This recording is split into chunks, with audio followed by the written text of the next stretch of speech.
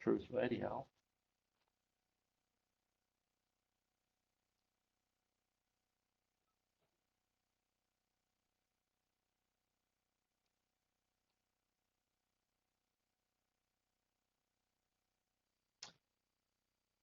Well, we are going to get started again. Those who are listening on Preach the Truth Radio might be hearing both music and my talking for a few more seconds, but that should stop momentarily. We are in Genesis chapter 6. We are going to look at this week, we're going to be talking about the subject of Noah's Ark, as we might think of it. We're going to be discussing um, some things about that, and I don't envision, as this goes on for the next couple of chapters, I don't envision that we're going to discuss everything tonight that we can say about the subject, but if you will, open up your Bibles again to the book of Genesis chapter 6.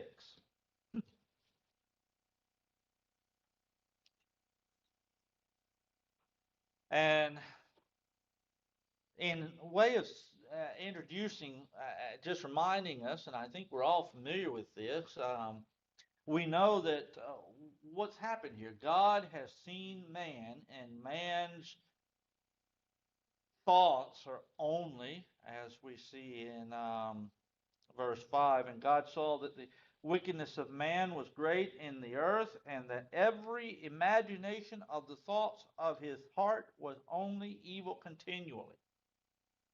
So man grew so wicked that all he ever thought about the way, and I'm sure this is maybe a little hyperbole, but but the thought is that man was wicked and full of wickedness, wasn't he? And we see that in as we've talked about, we see that in of course there in creation where Adam and Eve disobeyed God, they partook of the fruit.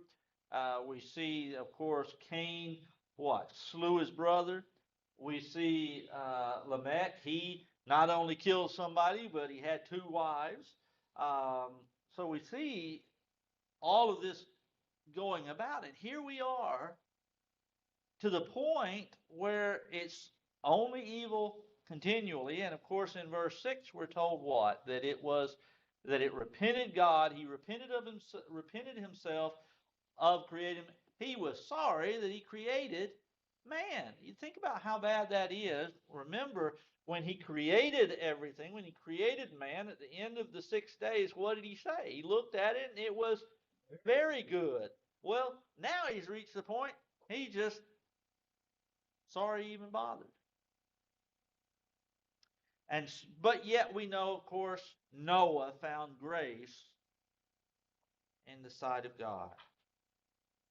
And beginning in verse 14, we read, "Make thee an ark of gopher wood, rooms shalt thou make in the ark, and shalt pitch it within and without with pitch. And this is the fashion which thou shalt make it of. The length of the ark shall be 300 cubits, and the breadth of it 50 cubits, and the height of it 30 cubits. A window shalt thou make to the ark, and in a cubit shalt thou finish it above, and the door of the ark shalt thou set in the side thereof. With lower, second, and third stories shalt thou make it. And behold, even I, do bring a flood of waters upon the earth to destroy all flesh, wherein is the breath of life from under heaven, and everything that is in the earth shall die." And we're going to stop there, but we see, and here the rest of Genesis 6 is basically dealing with what? Telling Noah, one, what he needs to do. He needs to build this ark, telling him the fashion in which he needs to build it, the material he needs to use, and two, telling him what? I'm going to destroy all of this.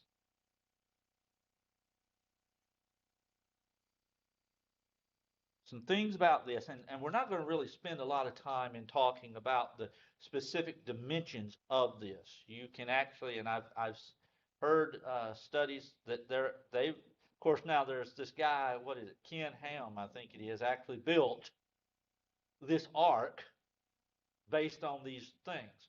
But there's actual naval ships. I don't remember who it was. Um, oh, which brother was it? One of the brothers had talked about this and how that they actually went and built ships, cargo ships is what it is, based on these dimensions. Built one in the 1940s, I think, and I think they still use these things. What they classed as Liberty ships, Okay. mostly were used in the Pacific, but there was a couple hundred of them built. Mhm. And they're the same dimensions with a few modifications. They had a motor in them, which Noah didn't. Yeah. But length and width, proportions, and the general consensus with them was that they were big. They would haul a whole bunch of stuff. The only problem, they were slow. But then again, well, at least for Noah, he didn't have any reason to be able to go real fast anywhere. Go anywhere. I've heard, read some have described it basically as a big box, although I'm sure it's not square necessarily, but you know, Well, the term ark just means box. yeah. And talking about that. So you look at these, and what you find is that basically God instructed Noah on building something that was perfect for what his intent was. It wasn't a speedboat. He wasn't creating a sailboat. He wasn't trying to circumnavigate the world or anything. What was he trying to do? Here's something I can put a whole lot of stuff in, and it's going to float. And that was the essence of what it was. Bill? Yeah, it wasn't meant to go anywhere, it was just meant to stay on top of the water. And one of the things, and I don't really want to get, last week we talked about some things, and we've done this 2 or 3 times where we talked about some of these things that again are interesting to talk about, but they're matters of opinion. And so, we don't get bogged down. We don't want to get bogged down in those, and I don't want to get into this one. But one of the things that fascinates me is you read, and we often think, and I was reading some commentaries on this, with the verse 16 here, a window shalt thou make to the ark, and in a cubit shalt thou fashion it above and well, above. We often think, and I've been one to point this out. There was only one window in the ark, but I've read some commentaries that actually suggest that this what's being described here is not a window as we might think of it, but in fact that what the way that the original Hebrew is worded, that essentially they built a roof over it, but they built the walls up, and 1 cubit from the top, if I'm understanding correctly, there was an opening all around the boat. Now, that's certainly a possibility. Now, one of the things that I struggle with that thought is if you've got this ark sitting out here on the water, and all this rain is coming down, the water's coming up, probably going to get a little turbulent, and you don't want openings where the water might splash up and get into. Of course, now again, if this is the case, and God intended for them to be kept safe, is there any doubt that He's perfectly capable of keeping the water out of there, Bill? Yeah, actually, seems to me like it wouldn't be that big opening that you're talking about, because that'd be more than a cubic. Well, the cubit was from the roof, is the idea. There was basically a cubit, which would be basically the length of your forearm here to here on an average man. There's some debate whether it was 18 inches or 24 inches, but I've always understood it to be 18. But essentially this. So there was this opening. So, but either way, it doesn't make any difference. Exactly that, and we don't have a need to build these things, and we don't have a need, by the way, to worry about the exact details, because the key is, and I do want us to understand this, and we're going to kind of just mention this here because I want to make this point here. In verse 22, thus did Noah according to all that God commanded him, so did he. So here's the bottom line. Whatever instructions God gave him, and we see those instructions, Noah understood them and Noah obeyed them, didn't he? So we may sit here and decide, well, the original makes it sound more like this and so forth. Um, but again, we don't want to really, because again, Noah understood it. Noah did what he told him, and Noah and his wife and sons and their wives survived, and along with these animals. But as we read this, one thing that I do want us to point out is, because you do see some people come up with this idea, and perhaps some within the church hold this view, that this was a regional flood, that it didn't take place all over the world, but in fact that it was just in that area, that God flooded this area and not all over the world. There's some problems with that. I submit that that is just simply not the case, and is not supported by the evidence. The evidence suggests that his intent was to destroy all things. Think about it. If God's intent was to destroy things, but he was only going to flood in that area, what would be the need of that ark? Because we know some time passed in building the ark. We had a little bit of a discussion about, is it 120 years or 100? But here's the point. Quite a bit of time passed from the time God said he was going to do this to the time that God brought the flood, which we know he brought the flood in Noah's 600th year, when Noah was 600 years old. So couldn't God have simply said, Noah, you and your boys, you found grace in my sight, and I'm going to save you. I'm going to save your wife, your sons, their wives. Go over here, Noah. I'm going to flood all this. You go over to that area. You just travel over there and don't worry about this. And by the way, all these animals that God sent to the ark, because God sent these animals to the ark, couldn't he have just as easily sent them over here where he wasn't going to flood? And I'll just wipe all these people out, and Noah and his family and these animals, they'll all be over there. But that's not what the Bible says, is it? God said he was going to destroy these things. Man was wicked, and he was,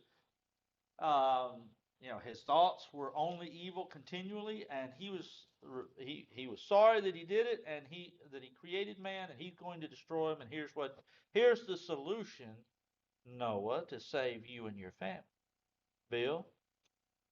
If it would have been just a local flood, there could have been a lot of people that don't worry, just might be right, so we'll go over this study, and that way you won't get flooded out. Well,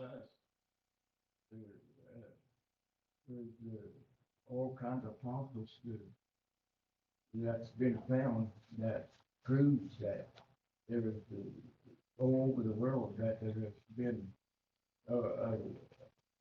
that's been covered with water. and there is evidence, physical evidence of flood, of a great flood, we might say, because technically we have floods often in various places, don't we? I mean, I've seen here in Missouri, I know down around Cape Girardeau a few years ago, they had a flood down there. And there's places that they get flooded out. I've got a family member that they were flooded. There where they were, where they live. But there's the idea that you brought up, Sue, that great flood. There is this flood, And again, it is, in spite of what some try to say, it is, the evidence does strongly suggest, I'll say, point out that it was a worldly flood. And God tells Noah he's going to do this, doesn't he? And he says, here's what you're going to do, here's what you're going to build, here's what you're going to use, how you're going to build it, and here's the animals you're going to bring on here. So here's this idea of what we're going, how we're going to do. And again, I just want to echo that, and we're going to be going through here, and we are going through rather hurriedly with some of this because we don't need necessarily to break every little detail down, but the key is, again, thus did Noah according to all that God commanded him, so did he. And that is repeated, chapter 7 and verse 5. And Noah did according to all that the Lord commanded him. Something to consider. What if Noah, and we've asked this question before, and this goes to that idea of how important is it, and there's a question I want us to kind of consider. How important is it to do what God says, how he says, when he says, just to obey God? How important is that? And to consider that question, here's a thought. What would have happened if Noah had said, you know what? And I know, no one, as far as I know, no one knows exactly what gopher wood was. There's some thought as to what it was, but gopher wood, that's what it says, at least here in the King James. I don't know if the New King James uses the word gopher or not. It does. Gopher wood. Well, whatever wood it was, again, Noah understood what it was, and Noah used it. But what if Noah had said, you know what, we're going to be on here on this ark for a while. There's going to be this flood.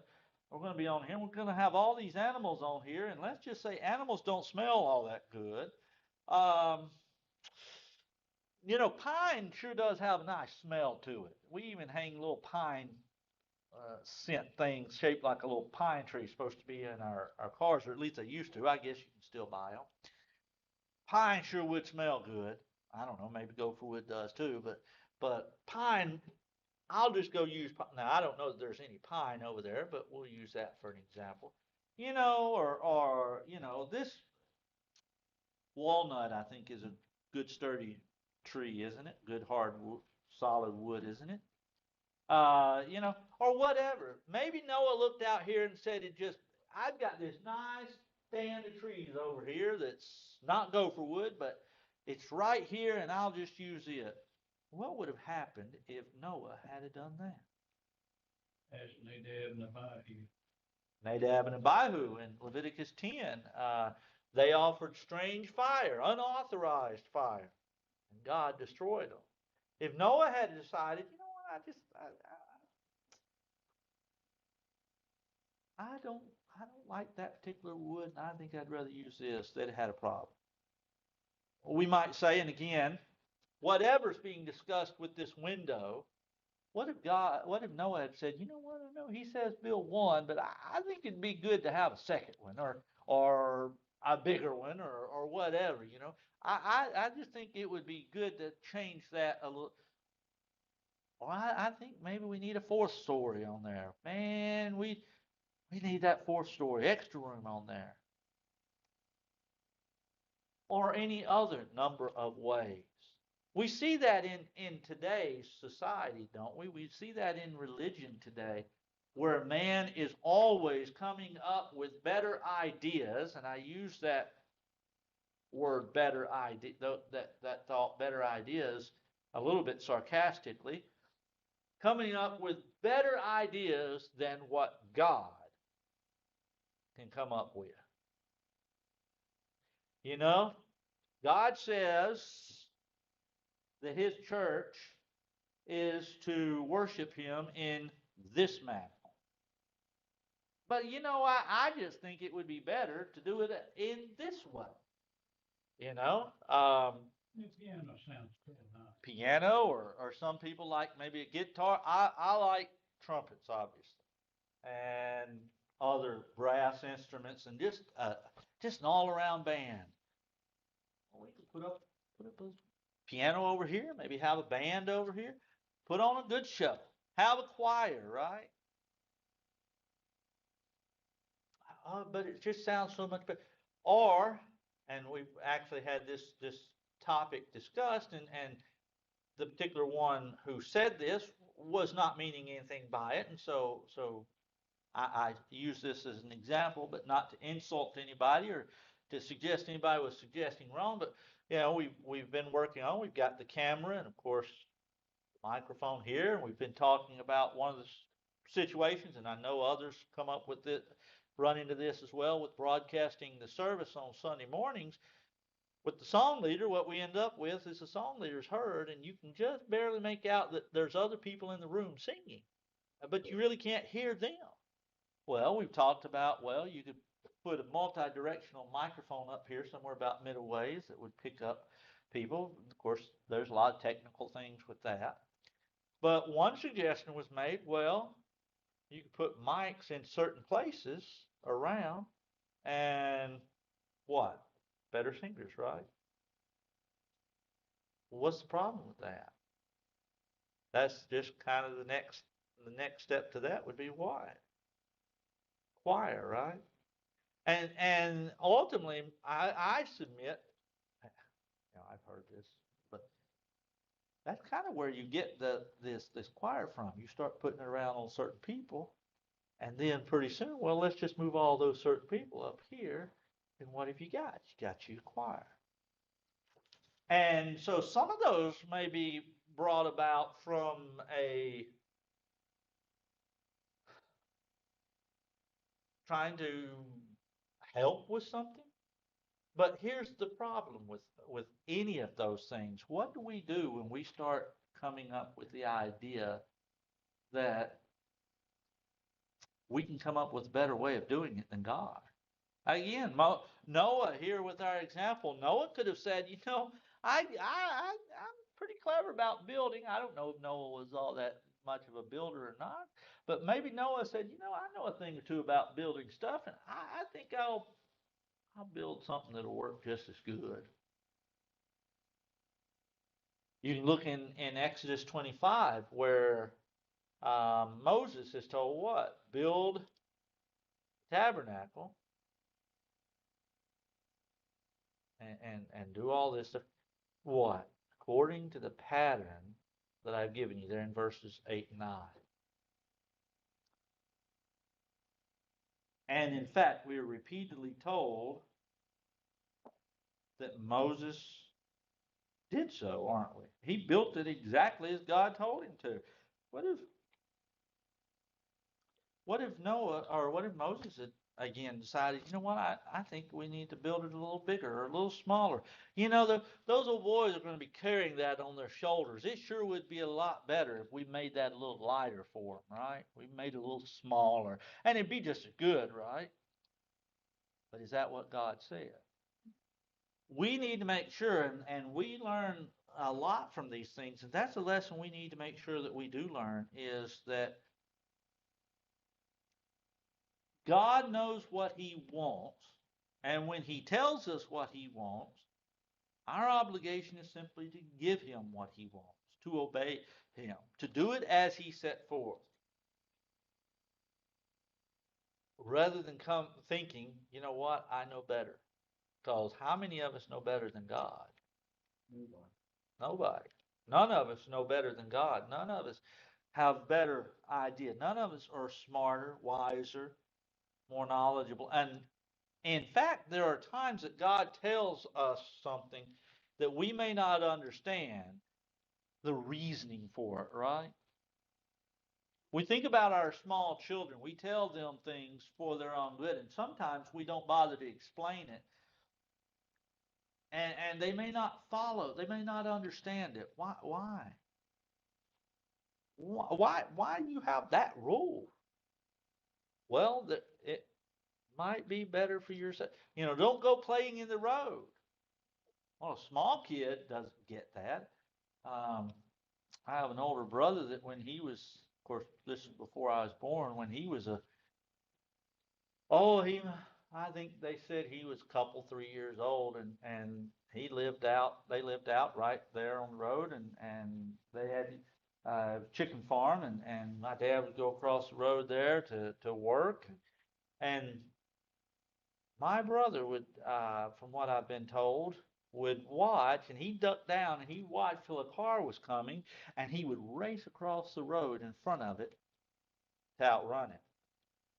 And that went on, and apparently he did that a few times. And then one elderly man stopped the car and told him if he ever caught him doing it again, he would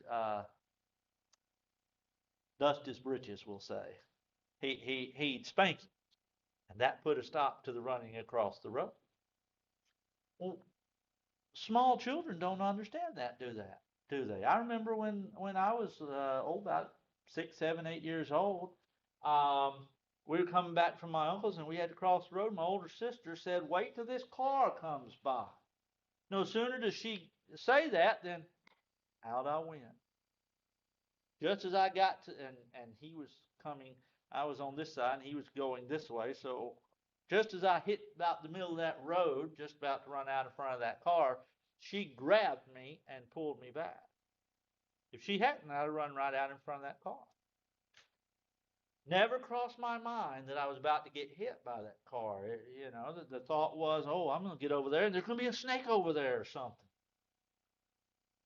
Kids don't understand. And we don't always understand God's reasons, do we? But God knows, doesn't he? We think about, and again, and I don't want to go too, belabor it too much, but think about the plan of salvation. We talk about and we hear the denominational world argue, well, you can't say you have to be baptized in order to be saved. The Bible says you have to be baptized. We talked about that on Sunday. Um, and we just looked at Jesus and Peter and Paul and Philip, and we see where they explicitly teach, and in some cases, word for word, state baptism for salvation, right? Well, here's my question. What does that have to do with salvation? Why that? Couldn't God have simply said, you know what? We hear people talk about the sinner's prayer. You won't find it in the Bible, but we hear people talk about it. Why couldn't he just said say this little prayer or whatever? Wouldn't those just work just as well? I can't tell you why being dunked in water is of importance, but God clearly sees a reason to do that, doesn't he? 1 Peter 3:21 tells you. Well, it tells us, of course, baptism saves, and of course Not the putting away the the filth filth, of the flesh. but the answer to good conscience, yes. But You're doing what God requested. And that's there's the key. You're doing what God said. His reasoning for picking that way or seeing that way and saying that is the way, I don't have to understand it. God said, here it is. Here's what the results is of doing what I said, and I expect you to do it. Not because he now owes us anything, but because he said do it. And we are to do as Noah set the example here of doing according to all that God commanded us. So far, have we got any questions on what we've read here? We could look at some other things. We could talk about the animals that were brought forth and all, but I think that those are things we can sit here and read and come to an understanding, and it's not that, not that complicated. Basically, God says, I'm going to have all these animals, and of course, he had these animals come, and all kinds of animals, right? We get into the idea of, well, you've got a whole lot of animals. Could they all fit on there? first of all, they're not all huge things. Second of all, even the bigger ones, like an elephant, could have been babies that were small ones that came on, right? And second of all, well, think about a dog, for example. How many different species of dogs do we now have today? Would he had to bring every single one of those species onto there? Every one of those breeds onto there? Or could he have just brought a pair of dogs and over time, what happens? Don't confuse breeds and species. That's what I'm making the point. Because you could have two dogs that could end up through breeding and all of this, that you come up with all these different breeds that we have. You don't have to have every single breed that of a particular animal. Cows, for example,